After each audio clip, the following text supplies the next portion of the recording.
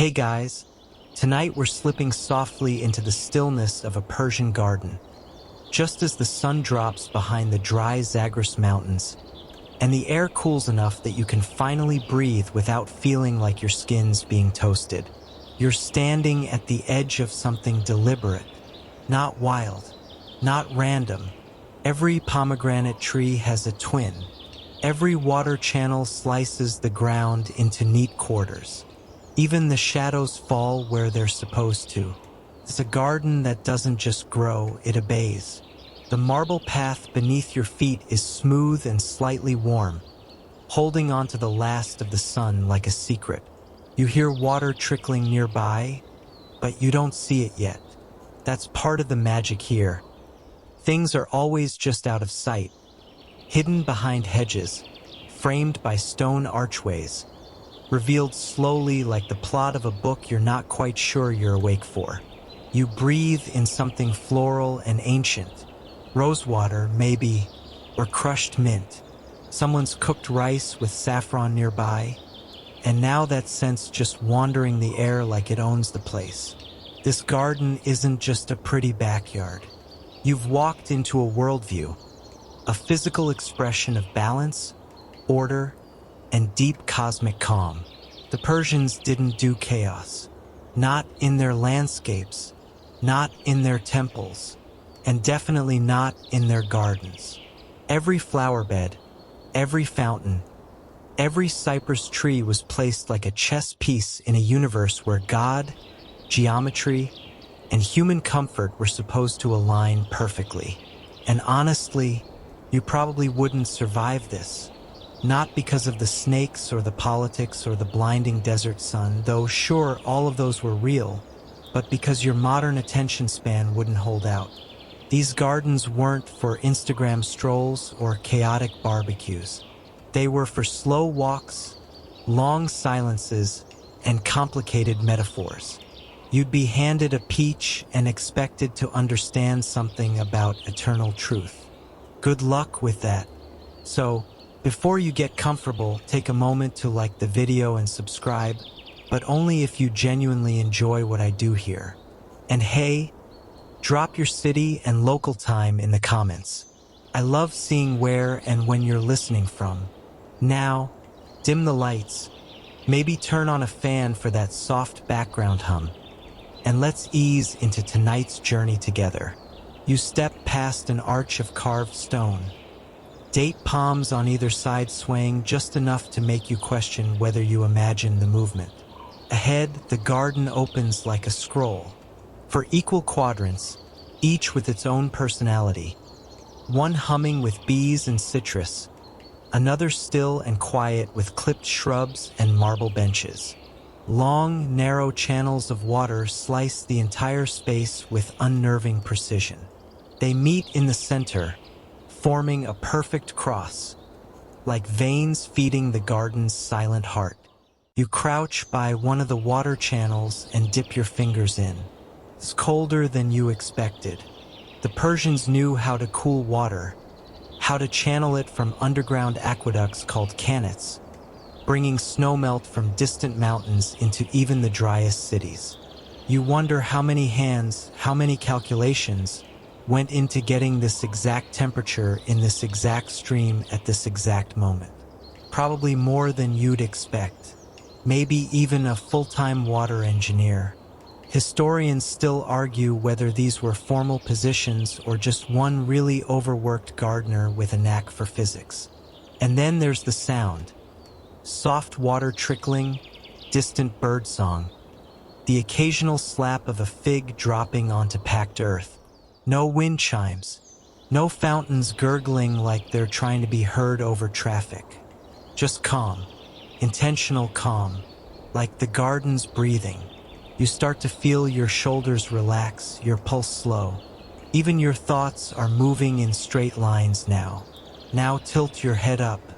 Notice how even the sky is framed, deliberately, beautifully, by trellises and trees. These gardens didn't sprawl. They enclosed. That was the point. Persian garden walls weren't just for keeping out intruders or stray goats. They were to create pause, to separate this symmetrical world from the chaotic one outside. You're not in the desert anymore. You're somewhere designed to be perfect, or at least to whisper the idea of perfection. There's a kind of humility baked into all this symmetry, strangely enough. A garden that tries to mimic paradise isn't trying to replace it. It's reminding you it exists somewhere else. The balance here, it's aspirational. You walk the straight path because real life, out there beyond the wall, never lets you. In a world where kings fall, crops fail, and empires come and go faster than a monsoon wind, it helps to sit in a square of shade and believe, just for a while, that everything fits. And yet, not everything fits neatly.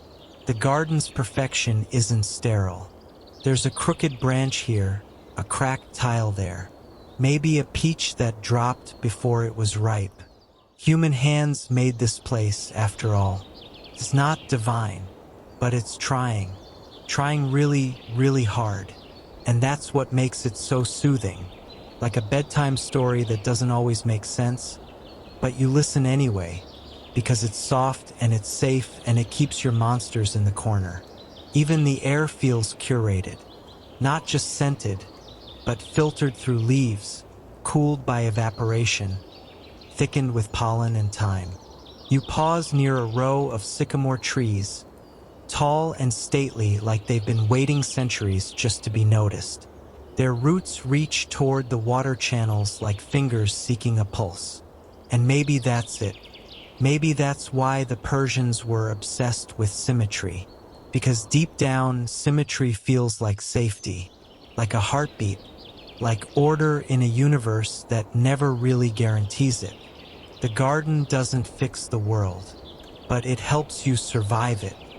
You're still in the garden, following the smooth gravel path beneath your sandals, though to be honest, you're tempted to kick them off entirely. The stones have cooled now, like they've been waiting all day just for your feet. The scent of rosewater still lingers, but now it's joined by something sharper, fresh-cut basil maybe, or crushed cypress needles. It drifts on a breeze that barely stirs the silk of your sleeves. Ahead stands a low, wide building made of sun-bleached stone. Nothing towering, nothing ostentatious, just quiet strength and proportion. This, you realize, isn't just any old pavilion. It's part of the oldest known royal Persian garden blueprint, an idea that took root under the reign of Cyrus the Great, who founded the Achaemenid Empire around 550 BCE. You duck through a low arch and emerge inside a shaded portico, its columns etched with lotus flowers and lions. And that's when it hits you. Cyrus wasn't just a conqueror. He was a gardener, or at least he thought like one. The city of Pasargadae, one of his earliest capitals, was built not just with power in mind, but with peace. Right there in the royal compound, scholars have found the ruins of an enormous garden, carefully leveled ground, the remains of irrigation channels, and fragments of walls that once enclosed a space both lush and mathematical. The Greeks who saw it generations later didn't even have the vocabulary to describe it properly. They just called it paradise. That word, paradisa in Old Persian, meant walled enclosure. But over time, it came to mean something more. Place of ideal balance, harmony between man and nature, even heaven itself. That's the legacy Cyrus left in his garden design, an echo of the cosmos carved into the dust of Iran's arid plateau. And no, he didn't exactly pick out tulip bulbs on the weekend like a suburban retiree. But he understood that a ruler should be more than a warlord. He should provide order not just on the battlefield, but in the fields, in the irrigation systems, and especially in the spaces where people went to rest. You conquer a people with force. You keep them with beauty. There's a rumor, a story passed down in sun-drenched manuscripts and speculative documentaries, that Cyrus even designed his gardens to include symbolic trees from every corner of his empire. Olive from the west, date palm from the south, pine and almond from the east. It may be a romantic exaggeration. Historians still argue whether this botanical diversity was intentional or just a happy accident of trade. But the image is powerful. An emperor walking through a garden made of everything he ruled, touching bark instead of gold, tending peace instead of fire. And here's where things get a little fringe, in the best possible way. Some archaeologists have speculated that Cyrus's garden wasn't just aesthetic, it was astronomical. That the water channels and planted rows might have aligned with solstices or stars. Think of it like Stonehenge, but with apricot trees and nightingales. There's no hard evidence for it, of course, but you can't help imagining it. Cyrus stepping out just before dawn, watching the first light fall along a perfectly symmetrical path of roses, knowing the universe was still spinning as it should. You lean back against a sun-warmed wall, and from here, you can see both symmetry and softness. Straight canals flanked by tumbling flower beds, marble tiles interrupted by curling vines. This wasn't geometry for geometry's sake. It was meant to hold a kind of tension between wild and cultivated, between human ambition and natural grace. And like all good tensions, it created beauty that lasts. One story, possibly apocryphal, possibly not, claims that Cyrus ordered the garden to be laid out first, before any palace walls were built, that the plants came before the bricks, that the water flowed before the throne room stood. It might not be strictly true, but it feels true, and in Persian culture, that feeling counts for something. Even today, the ruins of that garden in Pasargadae still whisper the old intentions. You can walk there if you're willing to brave the heat and the bus schedules. You'll see stones that once lined water channels, and the flat plains where trees once grew in balanced rows. Not much remains, but the idea still hangs in the air. A grid of calm in a landscape of chaos. You wander back outside and catch your reflection in the water, blurred by a ripple, broken by a breeze. There's a metaphor there, you think, but it's too late to chase it. The garden's doing its work, slowing you down, softening the sharpness of the day. Cyrus, the gardener king, fades from view as you walk farther down the path. His empire fell, like all empires do, but his vision of a place where water runs straight and cool, where trees form lines like poetry, where even the dust sits quietly in its corner, remains rooted. And tonight, lucky you, you get to borrow it. You step from shade into dappled sunlight, and for a moment, the world turns gold. Not just any gold. This is the soft, glowing kind. The light that filters through rows of pomegranate trees precisely aligned in mirror-like formation. One side reflects the other so perfectly, it feels like you're walking through a dream arranged by someone with a protractor and infinite patience. And that, frankly, is no accident. The ancient Persians didn't just like symmetry, they were downright obsessed with it, to the point where it's not too far-fetched to imagine a courtier getting scolded for planting a fig tree 3 inches off-center. For the Persians, symmetry wasn't just about pleasing the eye, it was a worldview. A way of making sense of the universe and their place in it. You pause at a 4-way junction in the garden. Yes, for perfectly intersecting paths, bordered by box hedges so neat they'd make a French landscaper weep.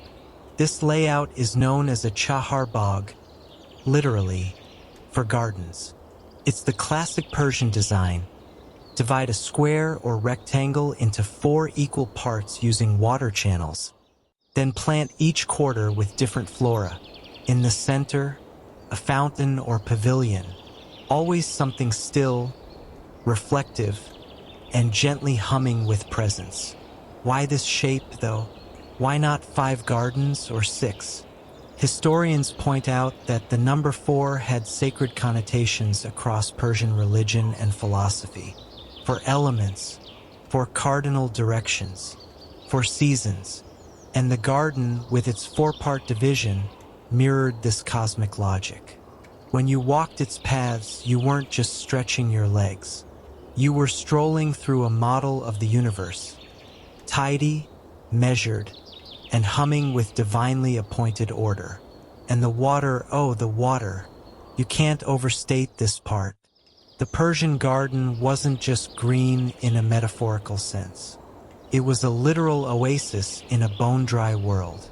These were arid regions where rivers didn't exactly fall from the sky. Every drop had to be guided, coaxed, and worshipped. To do this, ancient engineers built qanats, underground tunnels that channeled water from distant mountains or aquifers into the gardens, sometimes across miles of desert. These qanats are marvels of quiet innovation, still used today in parts of Iran. Imagine digging a sloped tunnel underground by hand, measuring its incline with little more than instinct and a lot of walking. Now do it over 30 kilometers. Also, your garden will have a burbling stream and a square pool that reflects the moon just so. Some scholars suggest that this meticulous water management, the silent labor beneath the beauty, was the real heart of Persian garden culture. Not the flowers, not the fruit, but the water, captured and mirrored, repeating itself in every channel like poetry. Symmetry here wasn't just about balance. It was about gratitude. The geometry was a thank you to the water gods. Of course, not everything was practical or pious.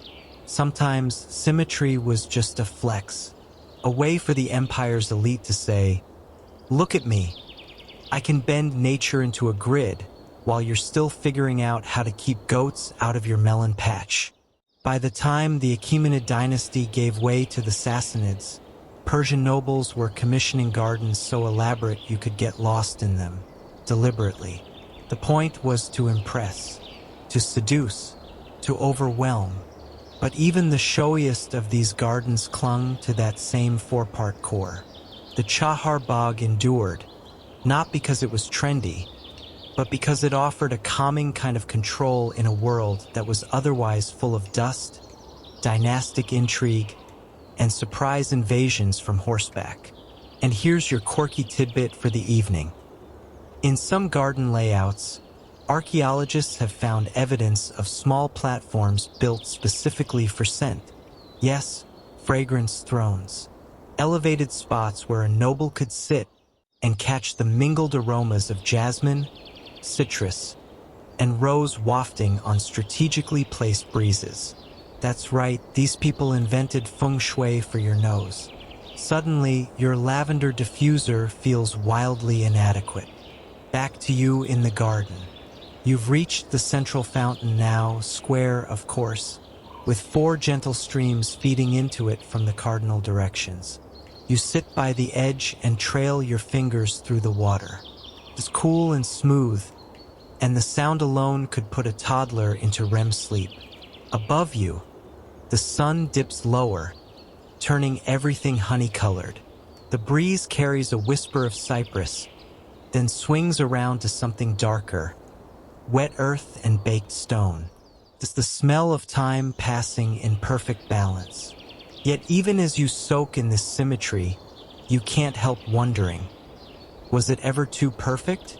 Did the Persians ever rebel against their own grids? Historians still argue whether garden symmetry was an aesthetic rule or a spiritual mandate. Some believe there were occasional exceptions, gardens that curved, sprawled, or rambled like English landscape centuries later. But if those existed, they left little trace. Symmetry won out again and again. Why? Maybe because it offered a promise the real world never could, that everything had a place, and every place was quietly beautiful. You rise slowly, reluctant to leave the fountain's murmuring heart. The paths stretch before you again, equal, predictable, quietly majestic. You could turn left or right or go back the way you came. Whichever you choose, the view will be balanced, the air perfumed, and the silence perfectly placed. Symmetry doesn't just organize a garden, after all. It organizes you. You follow the path northward now, or at least what feels like north. In a Persian garden, cardinal directions matter. You wouldn't want to sit with your back to the sacred sunrise, after all. The symmetry isn't just visual, it's cosmological. The garden orients you to the universe, gently, like a celestial compass carved in hedge and stream. Soon, the trees thin slightly, and you come upon a small open-air structure. A columned pavilion, tucked into the landscape with such grace that it seems to have grown here. The Persians called it a kushk. It's part lounge, part observation deck, part philosophical retreat. You step inside and immediately understand why it exists, because even in paradise, sometimes you need a little shade, a soft cushion, and a higher vantage point. From here, you see the garden not just as a visitor, but almost as a creator. Every quadrant aligns. Every water channel glints in the sun like silver thread in green embroidery. The scale is precise but not clinical. It's orderly, yet somehow still human. A sigh rises from you without effort. What kind of mind does it take to build such perfection? To answer that, you need to meet the masterminds behind these outdoor tapestries. The garden designers, or baghs. They weren't just landscapers. They were artists, engineers, mystics, and sometimes even mathematicians. Some worked at the pleasure of royalty. Others built humbler gardens for poets, merchants, or religious scholars. Interestingly, the job of a baghsaz involved far more than picking where to put the cherry trees. He had to understand soil chemistry, wind behavior, astronomical alignments, water pressure, and, importantly, human temperament.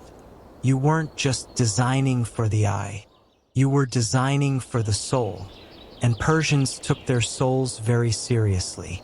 One of the quirkiest known features in high-end gardens? Hidden acoustics. That's right. Some pavilions were built to whisper. A soft splash from the fountain would echo upward, bounce off the domed ceiling, and return to the listener as an amplified hush. It was like being inside a poem, or a very classy water park, depending on your mood. Now picture this. It's 500 BCE, and you're a royal baghsaz summoned by the court. The king wants a garden that impresses foreign emissaries and shows off his divine favor, without being too flashy, of course. You're expected to work with an existing water source, unstable soil, a deadline, and a camel that keeps chewing the geometry sketches. Somehow you deliver. You always do. But what you deliver isn't just flora and fountains. You deliver a worldview. The garden becomes a place of diplomacy, meditation, entertainment, and memory. It may even become a symbol of the king's reign.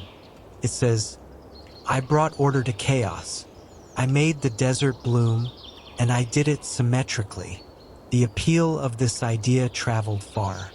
As the Persian empires expanded, Achaemenid, Parthian, Sassanid, the garden went with them. In fact, many scholars now argue that the Persian garden became less a location and more a design language. You could plop it into Mesopotamia, Anatolia, Central Asia, even the Indian subcontinent, and it would still whisper the same soft message. Everything is balanced and water is sacred. Some of the oldest garden blueprints discovered in Persia, etched into clay tablets, show surprisingly detailed plans. We're talking grid patterns, irrigation systems, notes on tree spacing, even annotations about light angles. It's the ancient world's equivalent of a landscape architect's mood board, minus the Pinterest. Still, historians continue to debate how widespread these hypersymmetrical gardens truly were. Were they common or reserved for elites? Some argue that the perfectly geometric layouts were idealized forms, like how medieval European maps sometimes placed Jerusalem in the dead center of the world. Others believe these symmetrical designs were real, lived-in spaces enjoyed by people at all social levels, albeit scaled down. A poor man's garden might mimic the same layout, just with fewer cypresses and maybe a leaky clay pipe instead of a marble waterway. You glance back toward the Kushk as you resume walking. From here, it almost disappears into the trees again. And that's the thing about these gardens. They didn't impose on nature. They whispered with it. Harmony wasn't forced. It was invited. And the harmony extended to the materials, too. Persian builders favored things that aged well, tiles that weathered into deeper blues, stone paths that softened under centuries of bare feet. Even the plant choices served dual roles, beauty and function. Fruit trees for nourishment, flowering shrubs for perfume, tall pines for privacy. Nothing was purely decorative. Even the peacocks, probably. Now here's a strange but true little tidbit. In some Persian gardens, especially those close to religious centers, you might find a garden tomb. Not something grand or looming, more like a modest, shaded alcove for contemplation and memory. It was common to plant trees that symbolized the soul's ascent. Mulberries, olives, or plane trees, their branches always reaching up. The garden, in these cases, wasn't just a retreat from life's dust and noise. It was a launch pad into eternity. So you keep walking through rows that look more and more alike, and yet somehow never feel dull. That's the genius of symmetry. When it's done right, it calms the mind without putting it to sleep. Well, not yet, anyway. You pause again at a particularly wide section of the path, your footsteps quiet against the smooth stone. The air is thick with the scent of roses and citrus, and the garden around you seems to murmur in perfect, measured tones. It's almost as though the trees themselves are breathing in time with you. And here's where the design of Persian gardens gets really interesting, because it wasn't just about being aesthetically pleasing. No, these gardens were about creating an experience. A place where visitors could escape the harshness of the desert and enter a kind of spiritual cocoon. Gardens weren't just a luxury or a sign of wealth. They were a space to commune with the divine. This idea wasn't unique to the Persians, but they certainly took it to new heights. Their gardens were places of leisure, sure, but they were also where people went to contemplate the grand mysteries of life. Water wasn't just there for beauty. It was a symbol of life itself, flowing through channels, pools, and fountains, reminding visitors of the constant renewal of existence. The tranquility of the garden wasn't just an aesthetic. It was a profound state of being. It offered visitors a temporary escape from the chaos of the outside world, a serene refuge where life's endless cycle could be reflected in the stillness of the water.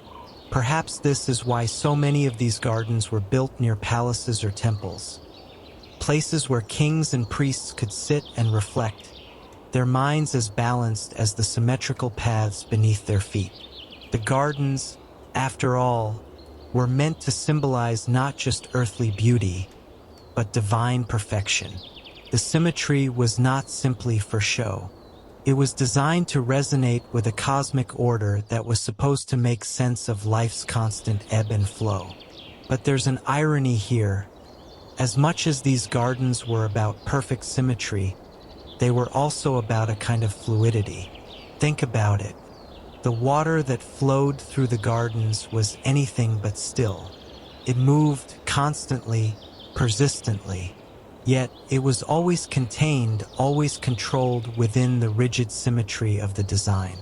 Water, then, became a symbol of balance itself, ever moving but never chaotic. It's this interplay between order and flow, between the fixed geometry of the paths and the fluidity of the water, that makes the Persian garden such an extraordinary creation. On one hand, you've got the precise, measured order of the garden's layout, the straight paths, the neatly aligned trees, the symmetry that gives the space its calming influence. On the other, you've got the water always in motion, constantly reminding you that even in the most ordered places, life cannot be fully contained. Now, you might be wondering how all of this actually played out in practice. Who built these gardens? Who maintained them? For that, we need to take a quick look at the people who made this idealized vision come to life. At the heart of the garden's creation were the baghs, the master garden designers. These were the individuals who, over the years, honed the craft of bringing beauty and order to life in ways that went beyond simple horticulture. They understood water flow, soil health, plant care, and most importantly, they understood balance. It was an art, and they were its masters. But the garden wasn't just a space for kings or nobles. The average Persian citizen might have a smaller garden, but they, too, would have worked hard to maintain symmetry. And the idea of beauty through balance extended beyond the gardens themselves. In many cases, the Persian approach to life emphasized balance in all things: work and rest, the physical and the spiritual, the material and the ethereal.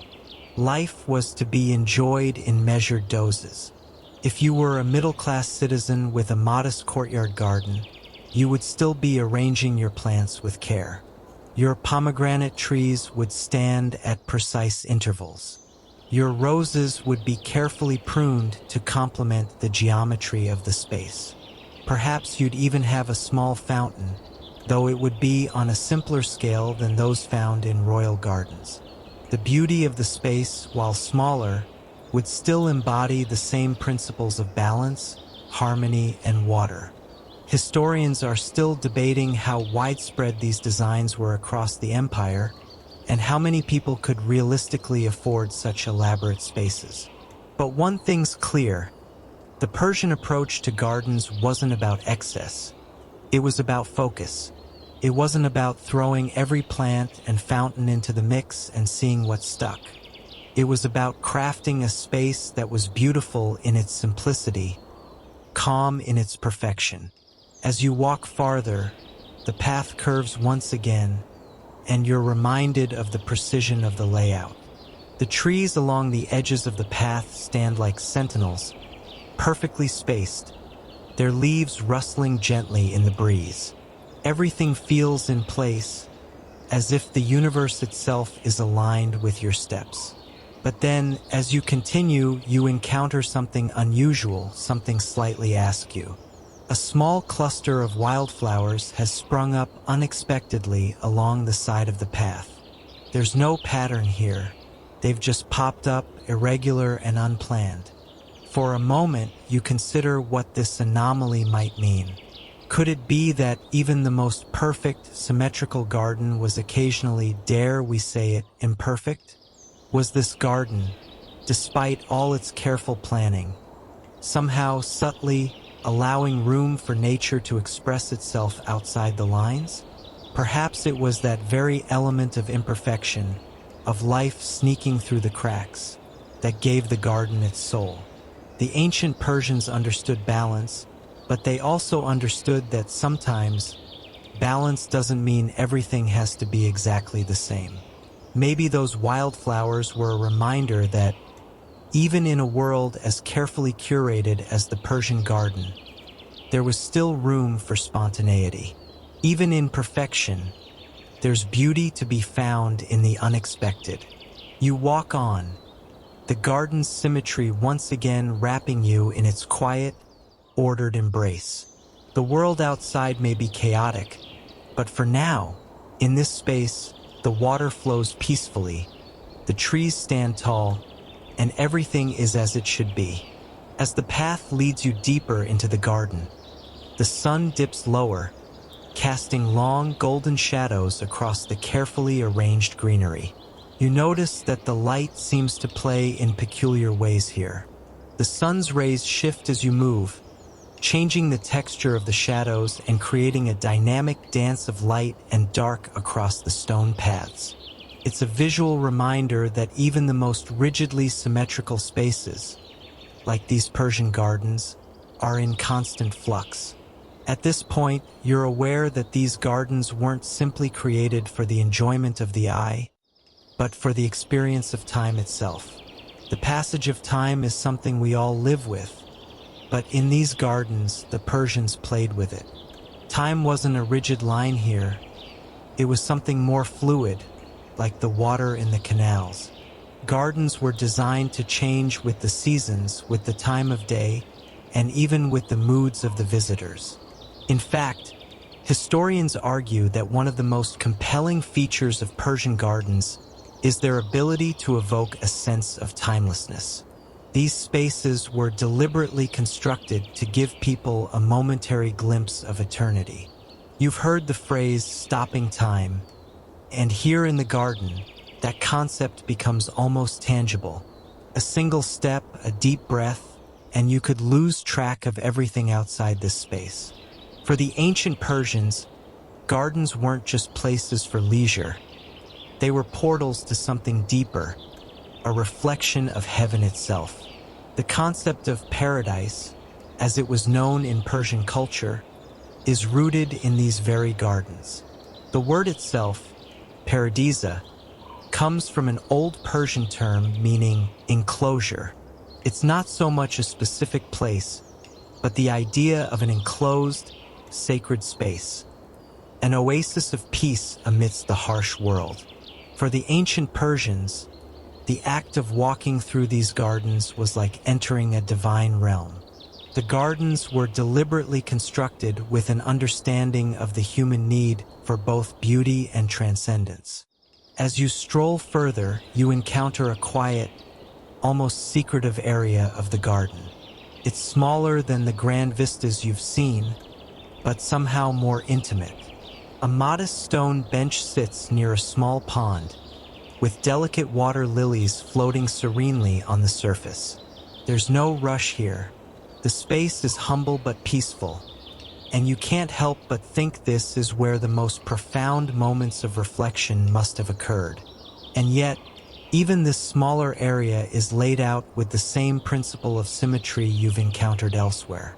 The pond's gentle ripples are framed by a series of bushes, and the water flows in precise channels, offering not just a peaceful view, but a practical means of cooling the surrounding air. It's clear that no corner of this garden was left to chance. Every inch, whether grand or humble, was carefully considered. One of the most fascinating aspects of Persian gardens, especially the private ones, is their role in personal reflection and meditation. While royal gardens were built for display and grandeur, many gardens in Persia were private sanctuaries, places where individuals could go to contemplate philosophy, enjoy solitude, or simply take a moment away from the noise of the world. In these quiet spaces, gardens weren't just an aesthetic. They were a tool for mental and spiritual clarity. Interestingly, these secluded areas didn't just exist for kings and high priests. They were open to all walks of life, especially in the later stages of Persian civilization. Many wealthy merchants or scholars also sought out the peaceful respite of their own private gardens. It was a space for thinking, writing, and discussing ideas, much like a modern-day study, but in a setting that provided constant inspiration. As you settle into this peaceful nook, you might wonder, how did people interact with these spaces? Were they passive viewers of the garden, or were they participants in its design? In truth, it was probably a mix of both. Some might have simply walked through, appreciating the beauty. Others might have sat for hours in contemplation, perhaps writing poetry or discussing the latest philosophical debates of the day. Historians still debate the exact role gardens played in everyday life. Some argue that they were exclusive retreats for the elite, while others suggest that they were more democratic spaces, open to people from all levels of society. What's clear, though, is that the Persian garden had an impact far beyond its immediate surroundings. The influence of Persian garden design spread to the Greeks, Romans, and beyond, shaping the way gardens would be understood and designed for centuries. But beyond the political, social, or aesthetic considerations, one thing remains certain. Persian gardens were about harmony. They were about finding balance in a chaotic world, about creating a space where the mind could rest, the soul could recharge, and the spirit could reconnect with the divine. Every tree, every fountain, every path spoke to the principle of order amidst disorder, tranquility amidst turbulence.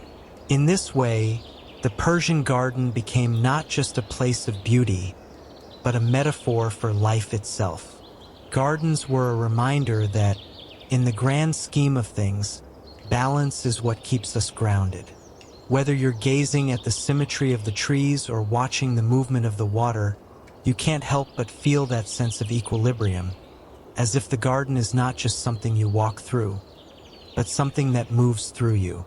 It's almost as if the garden's symmetry isn't just a design choice. It's a philosophy, a way of understanding the universe. The Persians didn't just build gardens. They built spaces to reflect the very essence of existence. Spaces where each step taken, each breath drawn, brought you closer to understanding the delicate dance of the world.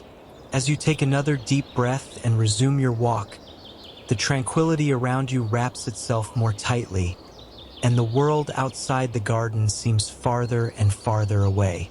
You begin to notice a change in the atmosphere. The sounds of distant city life, chattering, clanging, and the ever-present hum of industry seem to have disappeared. Now, there's nothing but the soft rustling of leaves and the gentle gurgle of water as it flows through the channels that thread through this part of the garden.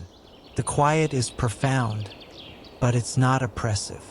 It feels like the garden is welcoming you into a space where time has no meaning. This sense of time, or rather the lack of it, is another key feature of Persian garden design. It's not that these gardens were timeless in the strictest sense. They were made to evolve, after all, with the seasons, with the people who walked through them, and with the plants that grew within them. But what they offered was an opportunity to experience time in a more gentle way. There was no rush here, no deadlines, no schedules, no demands. It's almost as if the very layout of the garden was an invitation to let go of modern life's frantic pace. What's fascinating is how this philosophy extended beyond the garden's creation. It also shaped the daily lives of those who lived in Persia. For example, the daily routines of the Persian elite were often structured around moments of leisure in these gardens. It was not unusual for a noble or a royal to spend hours wandering the gardens, perhaps contemplating the day's affairs, enjoying a quiet conversation, or simply soaking in the serenity of the surroundings. Historians have pointed out that in many ways, this was a form of spiritual rest as much as it was a form of entertainment. Life in ancient Persia, like much of the ancient world, was hard. People worked long hours, and the demands of survival were ever present. But in the garden, time could slow down. Life could be experienced in a different way, where the present moment was all that mattered. In fact, some scholars argue that this philosophy of leisure and contemplation was one of the reasons that the Persians were so successful in many aspects of life, whether in politics, the arts, or science. The ability to pause, reflect, and recharge in the gardens was a secret weapon, allowing for greater clarity of mind and balance in action. After all, it's hard to lead with vision if you never allow yourself a moment to just be. Of course, not everyone had access to the grand royal gardens. But even the average person could find comfort in the smaller, private gardens that dotted cities and towns. In these spaces, the Persian ideal of symmetry was still present. Even a small courtyard garden, with its carefully placed trees and well-maintained water features, could offer a peaceful retreat from the pressures of life. Perhaps, then, the Persian garden's ultimate appeal lay not in its exclusivity, but in its universality, the idea that every person, regardless of their social status, could find a place of peace in a world that often seemed too chaotic. And the gardens didn't just offer peace for the mind. They were also designed to nourish the body. Fruits and herbs, grown alongside decorative plants, were readily available to the gardener or visitor who might need a quick snack. You might pluck a fig from one of the trees or sip the refreshing water from a nearby fountain, knowing that this garden not only fed your soul, but also cared for your physical well-being. Even with all this nourishment, the gardens still retained an air of mystery. The Persians were masters at creating spaces that invited discovery, spaces where every corner held a new perspective, a new insight. Perhaps it's the way the light falls just so at certain times of the day, or how the shadows from the trees seem to move in patterns. You might even stumble upon a hidden nook, tucked away in a far corner of the garden, where the sounds of water are louder, the air cooler, and the whole place seems to be whispering something new to you. Historians still debate how intentional these secretive corners were. Some believe they were designed as meditative spots, perfect for moments of solitude and personal reflection. Others argue that they were simply a product of the natural growth of the plants and the space. But whatever the reason, these hidden spaces are a testament to the Persian approach to garden design. It wasn't just about creating a space to be seen, but creating a space to be experienced. A place where every step brought you into a new chapter of the garden's story. As you wander, the evening light softens the garden's colors, turning the greenery into deep shadows and the water into glimmering silver. The scene is peaceful, timeless, yet alive in its own way, ever-changing with the shifting light and the passage of time. It's almost as if the garden itself is a living, breathing organism, evolving constantly while maintaining the perfect symmetry at its heart. And that symmetry, that careful balance of life and water, of sunlight and shade, was not just a feature of Persian gardens. It was a reflection of the Persian worldview. The garden was a microcosm of the larger world. It was an idealized version of reality, a place where the stresses and troubles of the outside world could be left behind. In the garden, the noise of life was muffled, and in its place was a calm, deliberate rhythm. The past and future became irrelevant. Only the present mattered. In a world where much of life was about survival, the garden represented an oasis of peace, a space where people could pause and reflect, a space that invited you to relax and remember that life could, indeed, be beautiful. As the sun sets fully now, the shadows stretch longer, and the garden takes on a deeper, more mysterious feel. You stand for a moment, taking it all in, feeling the serenity wrap around you like a blanket. You can't help but smile, knowing that, while time moves forward, here in this space you're allowed to simply be. The garden's evening silence deepens, as if the last traces of daylight are being gently tucked in for the night. You might be wondering about the ancient Persians themselves. What did they think as they wandered through these gardens? What drew them into this peaceful, timeless world? Certainly, their relationship with nature was unique, but it was more than just a love for beauty. It was about connection, a deep spiritual connection that transcended the physical world. You see, for the Persians, gardens weren't just an aesthetic delight. They were sacred spaces, A common belief in ancient Persia was that the garden represented the world in miniature, a microcosm of the natural order that reflected the cosmos itself. Think of it as the physical manifestation of the Zoroastrian concept of Asha, truth, order, and harmony. This was a faith that placed great emphasis on the cosmic battle between order and chaos, and the garden served as a symbol of this balance. Historians have long debated how deeply intertwined Persian garden design was with religious and philosophical beliefs. Some argue that gardens were meant to mimic the divine order of the world, offering a glimpse of heaven on earth. Others suggest that the gardens served as spaces for ritual, where people could meditate and connect with the divine.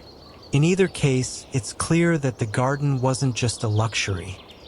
It was a reflection of the very essence of Persian culture and thought. As you move further into the garden, you notice the clear separation between the wild and the cultivated. On the outskirts, there's a chaotic mix of untrimmed trees and creeping vines, a tangle of nature left to grow as it will. But as you approach the center of the garden, the path becomes clearer. The plants are trimmed with geometric precision, the lines sharp and deliberate. This careful organization is a reflection of how the Persians viewed the relationship between nature and humanity. Nature, untamed, was chaotic, but through careful cultivation, harmony could be achieved, a peace between humankind and the forces of nature. Even the very plants themselves played a role in this harmony. You might notice the prevalence of fragrant flowers, like jasmine, roses, and lilies, that dotted the paths. These were not just ornamental. Fragrance was a critical element in Persian gardens, just as it was in Persian culture. The sweet scent of flowers was thought to elevate the soul, helping to connect visitors with the divine. When the Persian kings or noblemen spent time in their gardens, it wasn't just about gazing at plants. It was about immersing themselves in a sensory experience designed to bring them closer to the heavens. But gardens weren't exclusively reserved for the elite. In fact, the use of gardens by the common people of Persia was a significant part of the culture. The chahar style, with its four-part division, was not only used for royal gardens, but also for private and public gardens alike. These quadrants represented the four elements: earth, water, air, and fire, mirroring the Persian understanding of the universe's balance. And while the kings and nobles may have had grand, sprawling gardens, the average person could still enjoy these small, divided garden spaces as a way to reconnect with nature, away from the hustle and bustle of everyday life.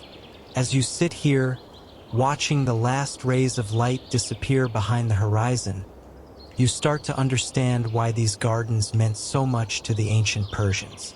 They weren't just luxurious retreats for the wealthy. They were a place of balance, a space where people could reconnect with the world around them, rediscover inner peace, and perhaps even touch a bit of the divine. These gardens, in their precise geometry, were about order in a world often full of chaos. There's a subtle yet profound message embedded in Persian garden design. Life itself is fragile, fleeting, and unpredictable. But within the borders of a garden, there is a sense of continuity. Life, even when it is hard, can be made beautiful and meaningful if we can find the right balance. Maybe that's the real lesson of the garden. The Persians didn't just want beauty, they wanted a world that made sense. They sought harmony and peace through careful design, through the exact placement of each plant and each stone, and by creating a space where they could relax and escape the demands of everyday life. Historians often argue that the Persian garden had a deep influence on later garden designs across the world. You can see echoes of the Persian style in Roman gardens, in the Islamic gardens of Spain, and even in the gardens of the Mughal emperors in India.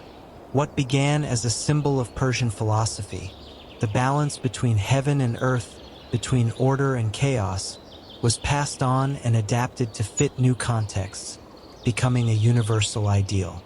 The garden, as the Persians understood it, was a place to pause and reflect, to live in the present moment, and to reconnect with what is most important.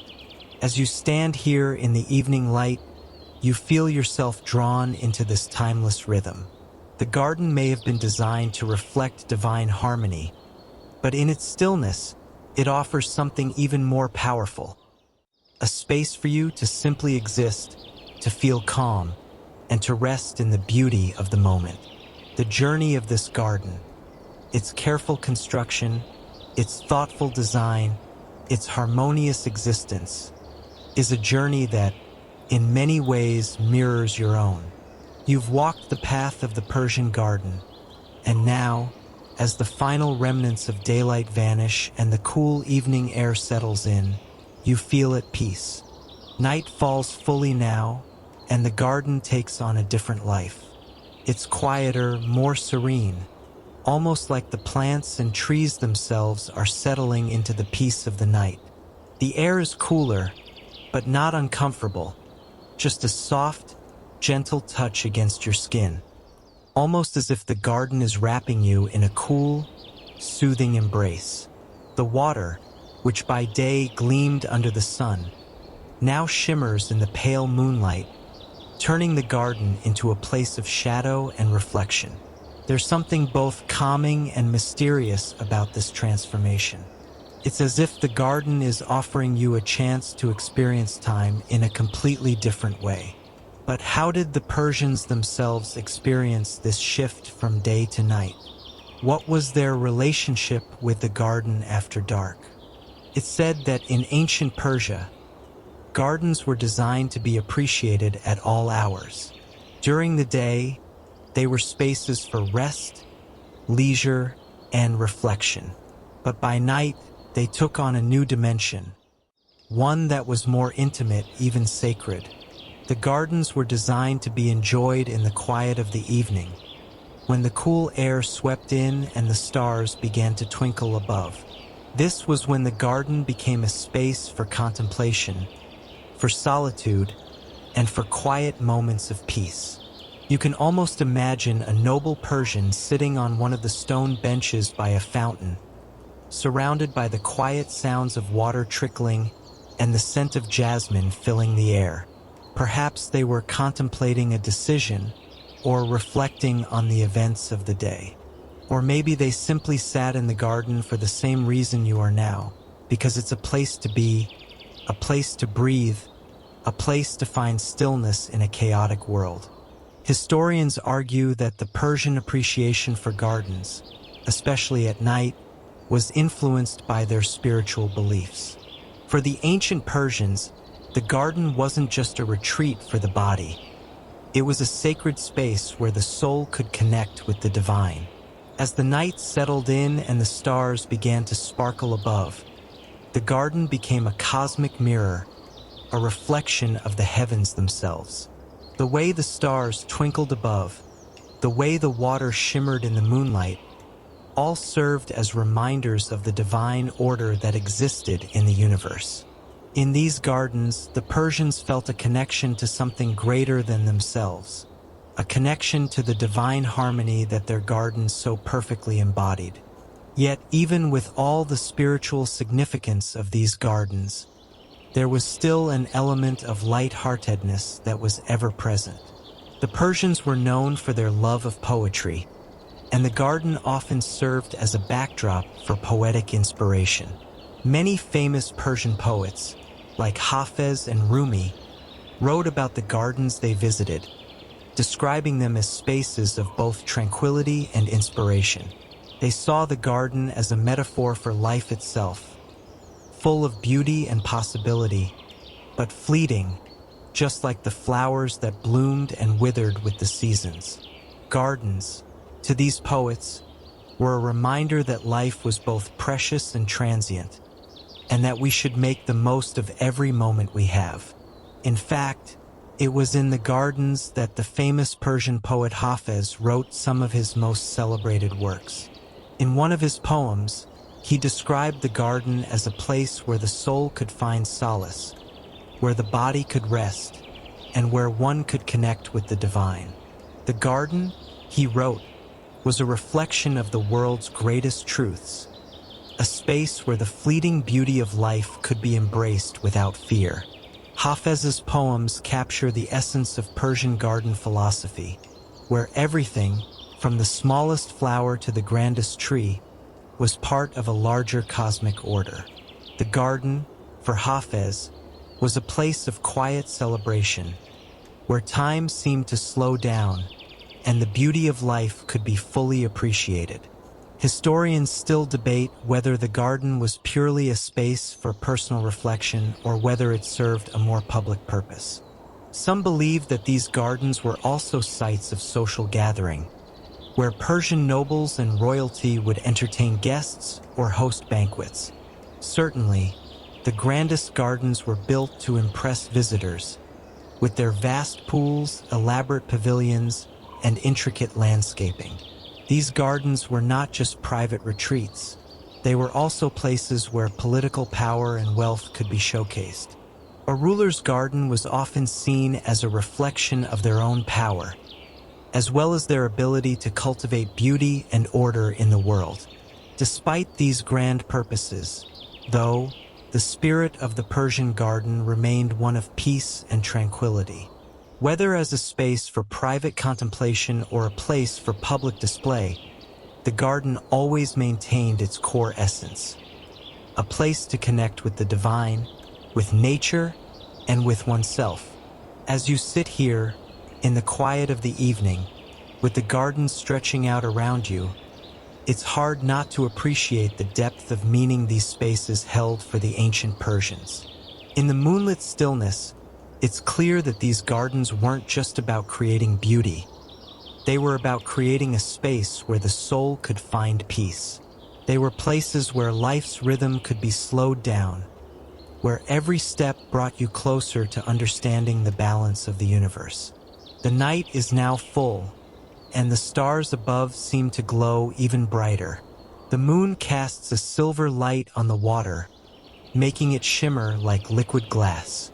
There is a deep peace in this place, one that has been here for centuries, waiting for you to experience it. And so, as you sit here in the Persian garden, under the stars, you begin to understand that it's not just the plants, the water, or the architecture that make this place special. It's the space itself, the stillness, the symmetry, the balance. It's a reminder that, even in the midst of chaos, there is always a place where peace can be found. As the night settles even deeper into the cool embrace of the Persian garden, a sense of timelessness seems to wrap itself around you. It's as if the stars above and the garden beneath you exist outside of the regular flow of time, and for a moment, you begin to feel what it must have been like for the ancient Persians to experience this sacred space. They didn't just see their gardens as beautiful retreats.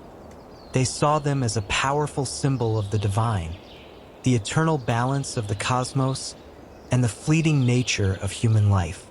One thing that made these gardens so special was the way they blended natural elements with human-made beauty.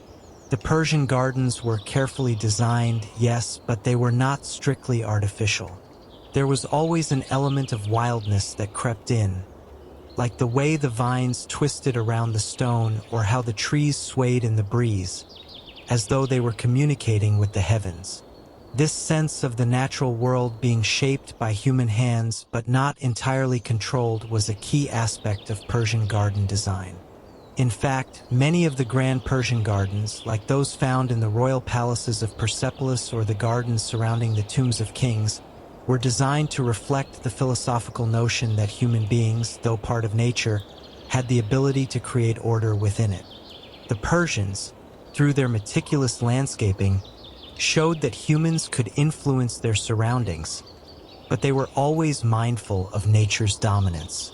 Even the most perfectly manicured garden was a partnership between humankind and the world beyond. Historians still debate whether these gardens were merely spaces of leisure or if they had a deeper, more mystical role. While it's clear that gardens were a site of royal indulgence, there's a compelling argument that these spaces were also designed to foster a deeper connection to nature and the divine. They weren't just playgrounds for kings and queens. They were sacred spaces that allowed visitors to step away from the turbulence of daily life and into a place of peace. The Persians seemed to believe that in the presence of this beauty, one could better understand the balance of the universe, the delicate dance between order and chaos. But gardens also served a practical purpose. After all, in a land where water was scarce, gardens became a symbol of wealth and power. The meticulous irrigation systems that fed the lush gardens were a testament to the ingenuity and resourcefulness of the Persians. Water, a precious commodity in the arid Persian Empire, was channeled through sophisticated systems of qanats, which were underground tunnels that carried water from distant mountain springs to the garden's fountains, pools, and canals. These gardens became oases in a vast, often dry and barren landscape, turning desert into paradise. They weren't just spaces of beauty, they were functional, life-giving creations. The engineering involved in these gardens was nothing short of impressive. It's a wonder to think about how ancient peoples were able to create such intricate systems that provided water to entire cities and allowed the gardens to thrive in an environment where, in theory, they should not have been possible. But water wasn't just about function. The use of water in the Persian garden was also symbolic. It represented life itself, flowing, refreshing, and sustaining.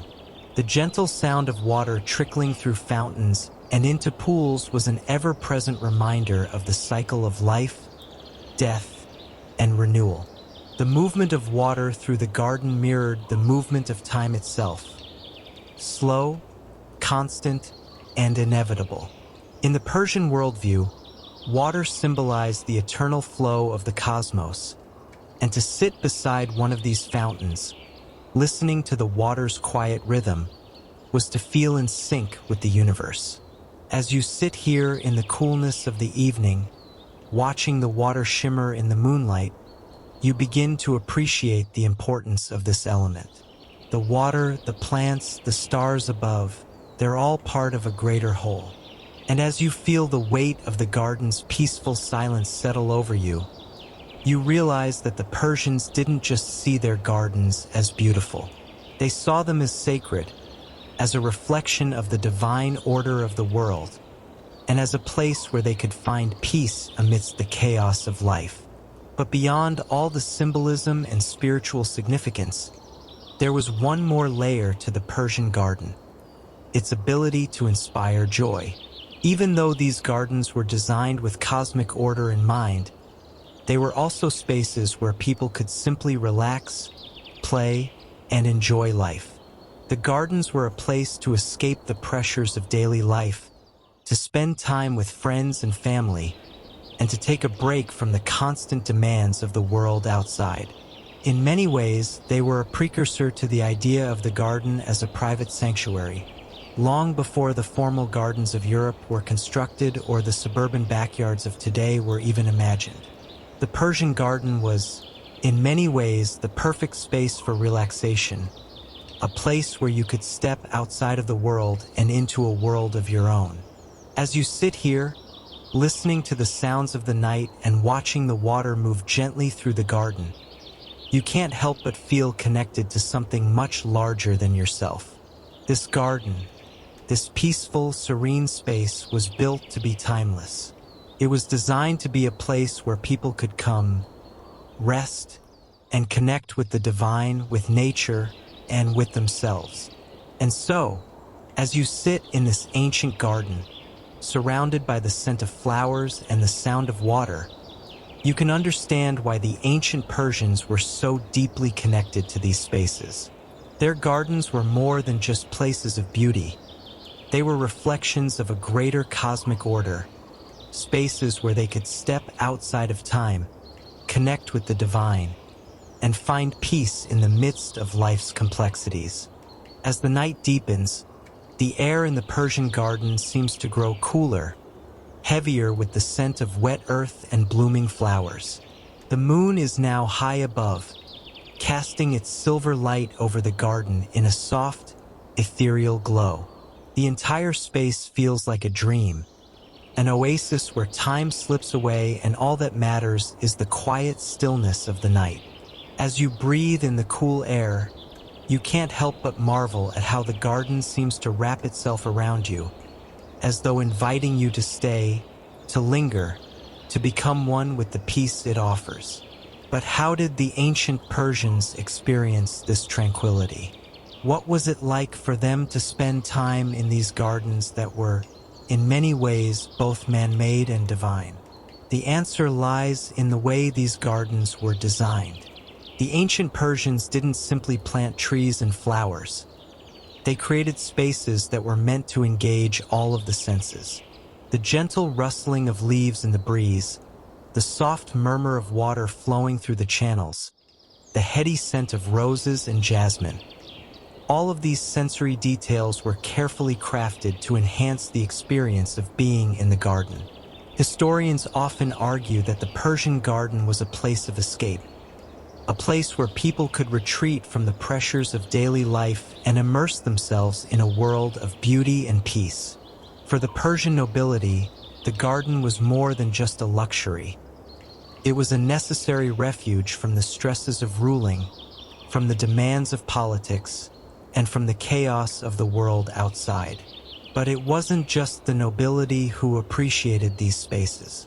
The Persian gardens were open to all, regardless of social status.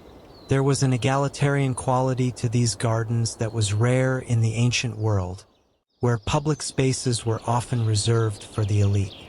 It's fascinating to think about the different ways that people would have used the garden. For some, it may have been a place to reflect, to contemplate the mysteries of life, and to find solace in the natural world. For others, it was a social space, where people could gather for conversation, poetry, and song. These gardens were places of community, where the boundaries between social classes were softened, and where the joy of nature could be shared by all. One of the most intriguing aspects of the Persian garden is the way it blended beauty with function. The garden was not just a place to be admired. It was also a space where practical activities could take place. The gardens were often designed with pathways that wound through groves of fruit trees, allowing visitors to pluck ripe fruit as they walked by. The orchards were carefully tended, and the Persian gardeners took great pride in their ability to grow a wide variety of fruits and vegetables. These gardens were not just ornamental, they were also productive. They provided sustenance, a source of food and nourishment for the people who tended them. But the Persian gardens weren't just about food and beauty, they were also about pleasure. The concept of pleasure gardens, where people could relax, take part in leisurely activities, and simply enjoy the wonders of nature, was well established in ancient Persia. These gardens were designed to offer a space where all the senses could be delighted. The cool, fragrant air, the sight of lush greenery, the sound of water trickling through the fountains. Everything about these gardens was designed to create a sense of pleasure and enjoyment. In some ways, these pleasure gardens were a precursor to the modern concept of the garden as a place for relaxation and recreation. Today, when we think of gardens, we often think of them as spaces where we can unwind, reconnect with nature, and take a break from the demands of daily life. The ancient Persians had the same idea, but they took it to a whole new level, creating gardens that were not just beautiful, but also immersive experiences for the body, mind, and soul. Historians still debate whether these pleasure gardens were purely for relaxation or if they had a deeper symbolic meaning. Some scholars argue that they were a reflection of the Persian worldview, a belief in the harmony between humanity and nature, a belief that humans could live in balance with the natural world. Others suggest that the gardens were a form of escapism, a way for the nobility to retreat from the pressures of life and experience a world of beauty and serenity.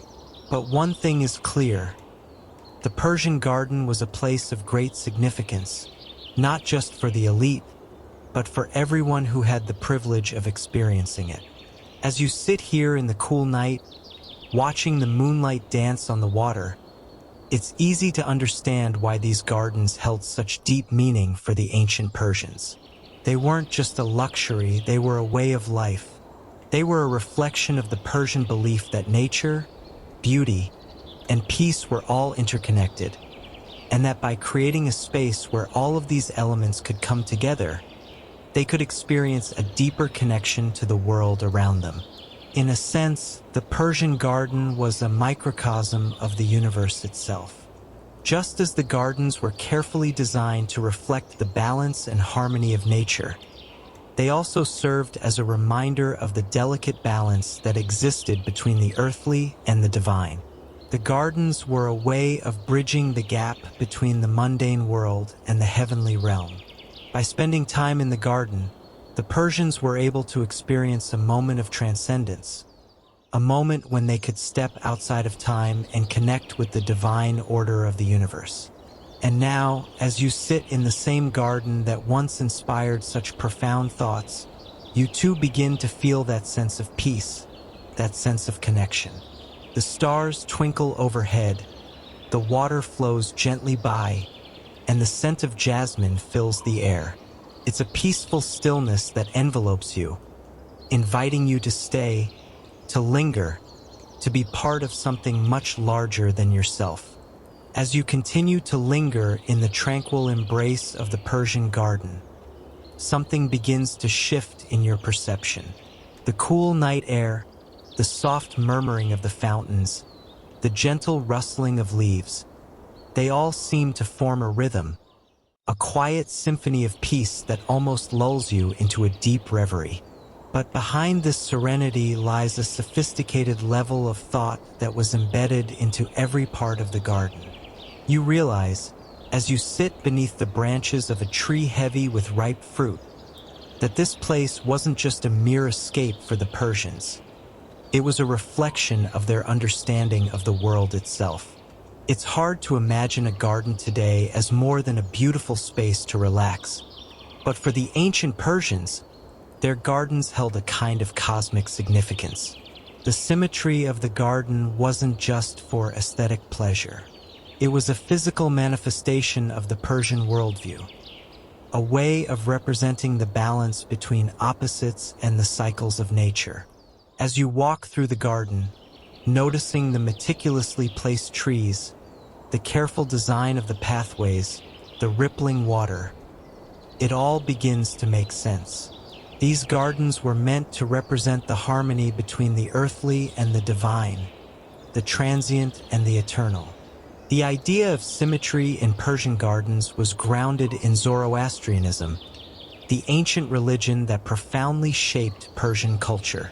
Zoroastrianism teaches that the world is in a constant state of balance between opposing forces: good and evil, light and dark, life and death. This belief found its way into the design of Persian gardens, where the symmetrical arrangement of plants, water, and space was a physical expression of this balance. The Persian garden, with its geometric layout and careful design, wasn't just meant to be a beautiful place to walk through. It was a representation of the cosmic order that governed the universe. Historians still debate the precise role of Zoroastrianism in the development of Persian gardens. Some argue that these gardens were designed as a sacred space, where visitors could connect with the divine and reflect on the fundamental duality of existence. Others suggest that the gardens were a more secular space, where the aristocracy could simply enjoy the beauty of nature without the heavy burden of religious symbolism. But regardless of their true purpose, there's no denying that the design of these gardens was deeply rooted in Persian spirituality. As you sit beneath a tree, gazing out over the water, the significance of the symmetry around you becomes clearer. The pathways that stretch out before you, the fountains that feed into the pools, and the arrangement of the trees. All of these elements are carefully placed to create a sense of harmony and balance. The garden is a microcosm of the world, a place where the forces of nature and the human touch come together in perfect unity. It's a reminder that, even in the midst of chaos, there is a natural order to the universe.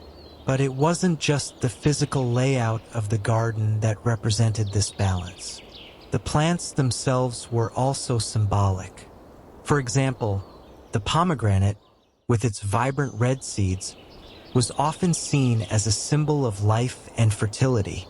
The cypress tree, with its tall, slender form, represented the connection between the earth and the heavens.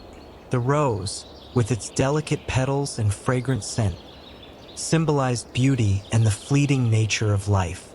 Each plant was chosen not only for its beauty but for its symbolic meaning, creating a garden that was both a visual masterpiece and a living representation of Persian beliefs. As you explore deeper into the garden, your sense of wonder grows. You see that the garden isn't just a collection of plants and water. It's a living embodiment of a worldview, a place where the earthly and the divine coexist in perfect harmony. The ancient Persians, with their sophisticated understanding of the natural world, created these gardens as a way of connecting with the cosmos, as a way of understanding their place in the vast, ever-changing universe. Historians are still piecing together the full significance of the Persian garden. Some argue that these spaces were intended to be a reflection of paradise on earth, a place where humans could experience a taste of the divine before they reached the afterlife. Others believe that the gardens were designed as a form of meditation, a space where individuals could contemplate the deeper mysteries of existence. But what remains clear is that the garden was much more than a mere decoration. It was a sacred space, a symbol of the interconnectedness of life, death, and everything in between. Now, as you sit by the water, you can't help but feel a sense of calm wash over you. The garden around you is more than just a beautiful space. It's a reflection of something much larger, something eternal. The carefully designed symmetry, the placement of each tree, each fountain, each flower, they all come together to create a harmony that resonates deep within you. It's as though, for just a moment, you've stepped into a place where time stands still, and the balance of the universe can be felt in every breath you take. The Persian garden, with its peaceful beauty and profound symbolism, remains a testament to the ancient civilization that created it. In a world that is often chaotic and unpredictable, these gardens stand as a reminder of the timeless balance between nature and humankind, between life and death, between the earthly and the divine. And as you sit here, in this moment of quiet reflection, you can't help but feel a deep sense of gratitude for the ancient Persians who, through their gardens, left behind a legacy that continues to inspire wonder and awe to this day. As the hours slip by, the world around you seems to grow quieter. The faint sound of water flowing in the distance blends with the soft rustling of leaves, almost like a lullaby. The moonlight continues to spill over the garden, casting delicate shadows on the paths and creating a scene that feels suspended in time. The beauty of this place is overwhelming in its tranquility, but it's also fascinating how this sense of peace was so deliberate, so carefully crafted by the hands of the ancient Persians. It's easy to think of a garden as a place of personal leisure, a quiet spot to enjoy a book or simply contemplate.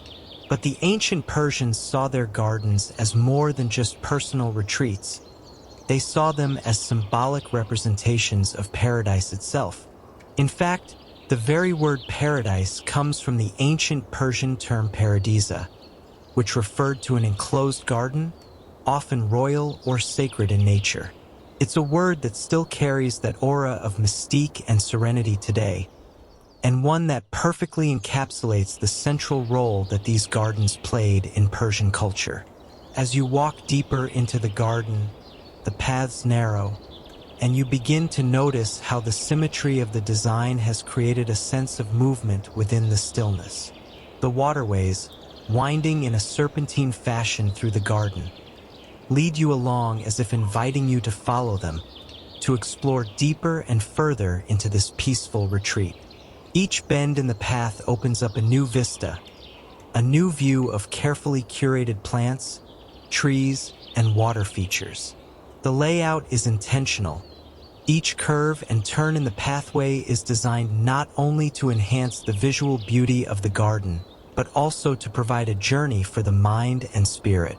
Historians still debate whether the Persian garden was strictly a space for relaxation and enjoyment, or whether it also had deeper spiritual meanings tied to Zoroastrianism, the religion that shaped much of Persian thought. Some argue that the garden was meant to evoke a sense of the divine, a way to experience a microcosm of heaven on earth. Others suggest that the garden was more secular, a refuge from the chaos of the world, a place to reconnect with nature in a time before the distractions of modern life. In any case, the central element that ties everything together in a Persian garden is water. Water in Persian gardens wasn't just a decorative feature, it was an essential part of the design. It flowed through the gardens in channels, creating small rivers, fountains, and pools. Water was used not just for irrigation but also as a symbol. In many ancient cultures, water represented life and fertility, and in Persian gardens, it was no different. The flowing water was a living thing, giving life to the plants and trees, symbolizing the eternal flow of life itself. As you sit on one of the stone benches by a gently rippling fountain, the cool mist from the water makes the air feel even more refreshing, almost magical.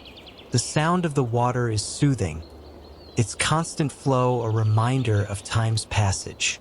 In a way, the water is like a living heartbeat that keeps the garden alive, flowing through its veins and nurturing everything it touches. The symbolism of water is tied closely to Persian beliefs in the afterlife. Many Persians believed that life on earth was a temporary journey, and that the afterlife was where one would truly find peace. For them, the garden was a representation of this transition, a space where one could experience a taste of the afterlife's tranquility before moving on. The water, with its endless flow, symbolized the eternal nature of the soul, forever flowing, forever changing, but always connected to the divine source.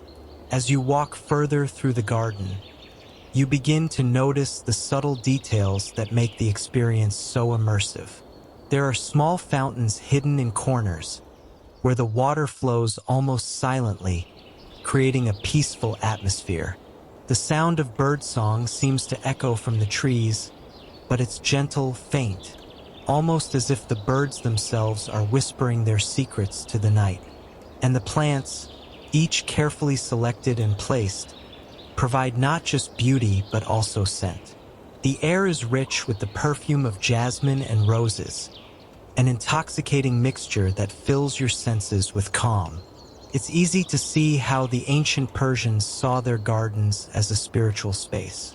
The careful arrangement of the water, the plants, the paths, they all work together to create a feeling of harmony and balance, a reflection of the cosmic order that the Persians believed governed the universe. In this garden, there is no chaos, no noise, no distraction, only a perfect balance between nature and design. Historians still ponder whether these gardens were primarily a luxury of the wealthy or if they had a deeper, more communal significance. Some believe that these gardens were built primarily for the elite, a space for royalty and nobility to escape the pressures of their lives. Others suggest that the gardens were meant to be shared with the public, a way for the Persian people to connect with the divine and with each other. Regardless of who was meant to enjoy them, the Persian gardens remain a testament to the sophistication of ancient Persian culture, where beauty, spirituality, and nature were woven together into something greater than the sum of its parts. The night has deepened, and the garden around you seems to hum with a quiet energy, as if the very earth is alive. The water still flows gently, the plants still sway in the breeze, and the moon continues to cast its soft glow over everything. You feel at peace here, connected to something ancient, something eternal. The Persian garden has done its job. It has created a space where time slows down, where the worries of the world fade away, and where you can simply be. You're a part of it now as much as the trees, the water, and the stars above. As the night lingers, there's a subtle shift in the air around you, a stillness that feels almost sacred.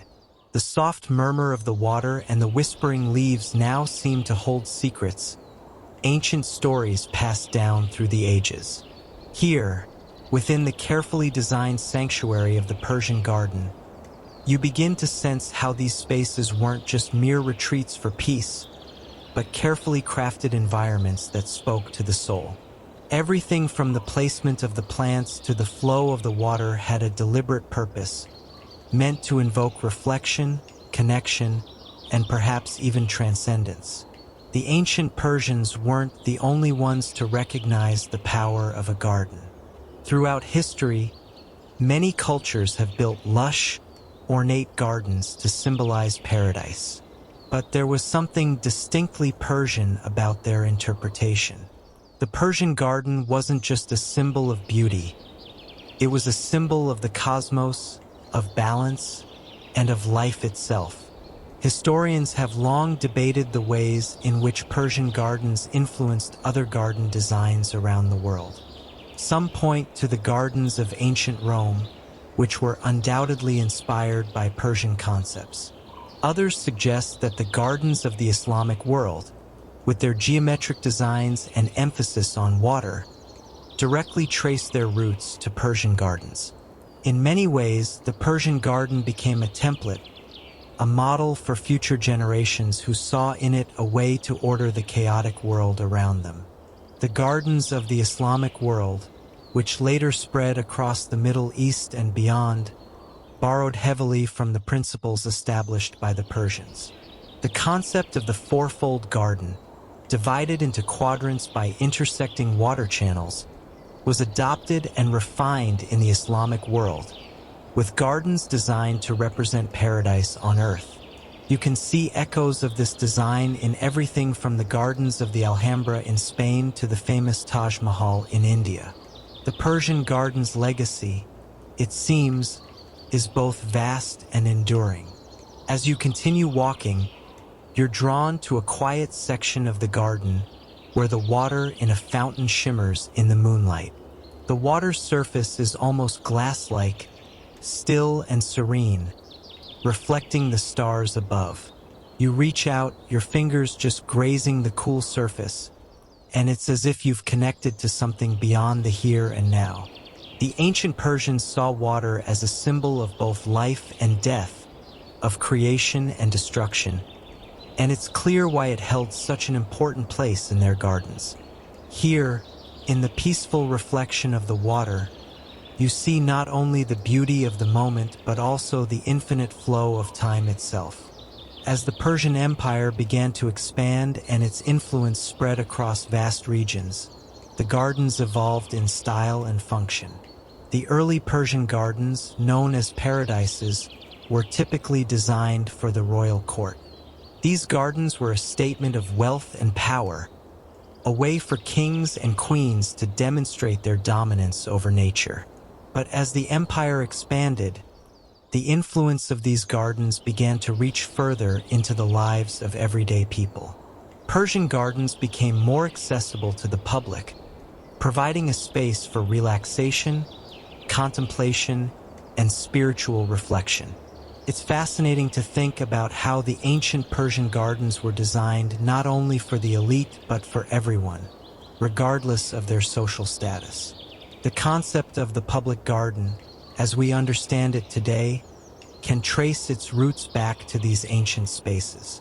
The Persians believed that nature, with all its beauty and serenity, should be available to all people. Gardens became a space where even the poorest could experience a sense of peace and connection with the divine. As you wander deeper into the garden, you begin to notice the subtle play of light and shadow on the walls, how the moon's glow seems to soften the harsh edges of the world around you. The walls of the garden, often built of stone or brick, served as a boundary, a way to separate the peaceful inner world of the garden from the harshness of the outside world. These walls were a deliberate feature of Persian garden design, creating a space that was entirely separate from the chaos of daily life. They acted as a kind of barrier, allowing those within the garden to experience a moment of peace that was undisturbed by the outside world. But while the Persian garden was meant to create a sense of peace and refuge, it was also a space of power and control. The gardens of Persian kings, with their intricate designs and elaborate water features, were a reflection of the emperor's ability to control nature itself. The grand scale of these gardens, with their geometric patterns and lush plantings, was a statement of imperial might. Yet, even in their most extravagant forms, these gardens retained the fundamental principles of balance and symmetry that were at their core.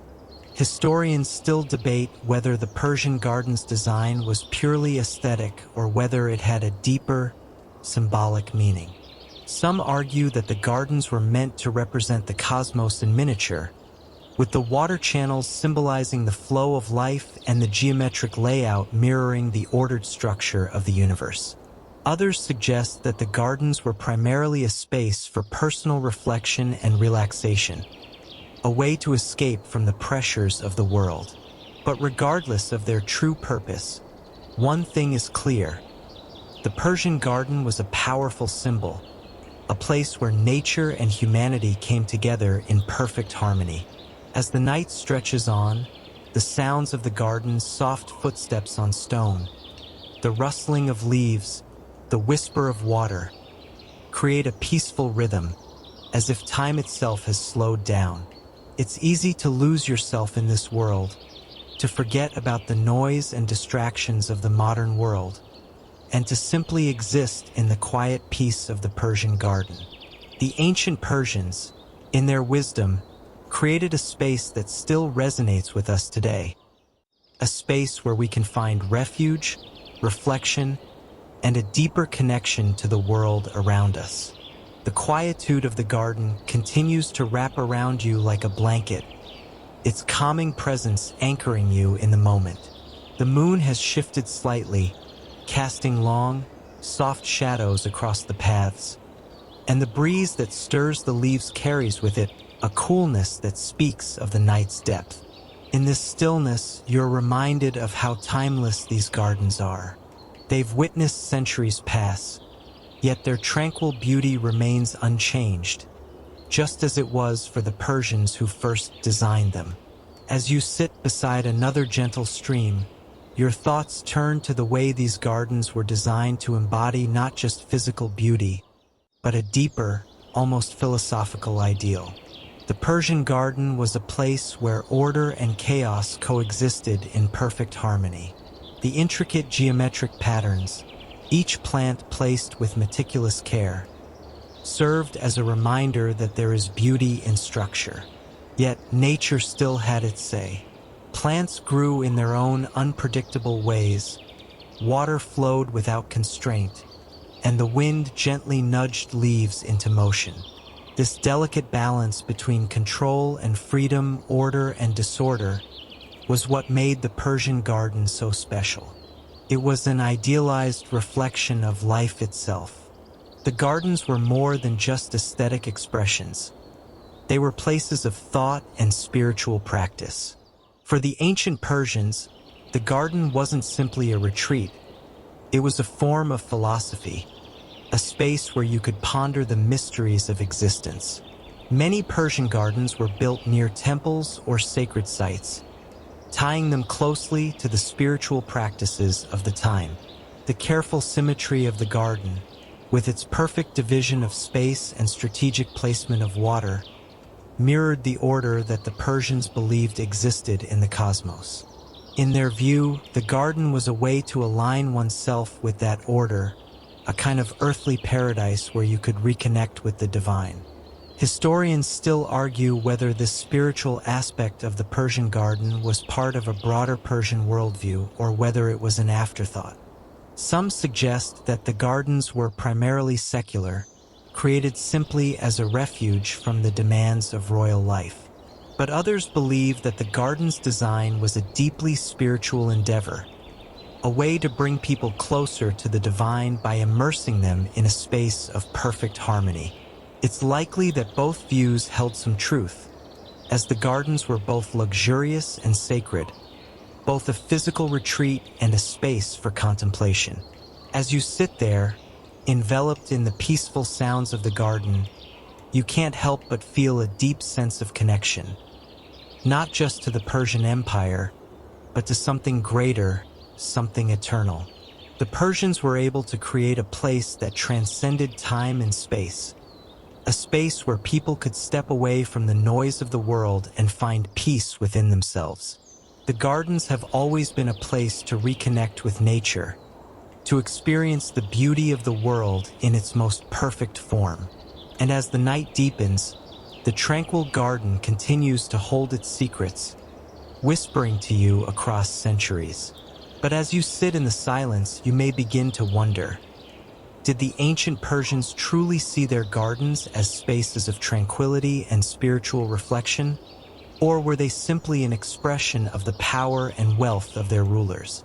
Were they built purely for enjoyment, or did they carry deeper philosophical meaning, acting as a microcosm of the universe?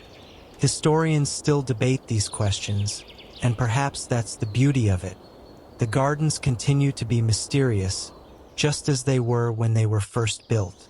The night air grows even cooler now, and you rise, the soft sound of your footsteps the only disturbance in this otherwise silent world.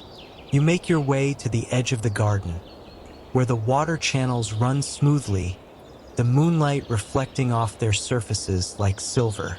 The garden stretches out before you, a perfect blend of nature and design, artifice and organic growth.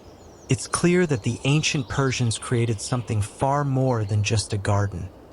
They created a place that transcends time, a place where beauty, order, and nature come together in perfect harmony. As you step beyond the gates of the garden, you carry with you a sense of calm, a sense of peace that lingers, as though you've experienced something ancient, something profound. The Persian garden may have been a physical space, but its impact is far more profound. It's a reminder of the beauty that can exist in balance, in simplicity, and in the delicate interplay between human creativity and the natural world. And in this quiet, unspoken way, the Persian garden has accomplished its purpose: to soothe the soul, to calm the mind, and to leave you with a sense of wonder that will remain with you long after you've left its borders. Now, as you settle into the comfort of your bed, the memory of the Persian garden stays with you. It's not just a place in time. It's a state of mind, a peaceful sanctuary that exists wherever you choose to seek it. The ancient Persians understood something deeply human, that in a chaotic world, there is profound solace in creating beauty, symmetry, and tranquility. Perhaps this is the true gift of the Persian garden, a gift that continues to echo through time, inviting you to step into a space of peace, reflection, and timeless beauty.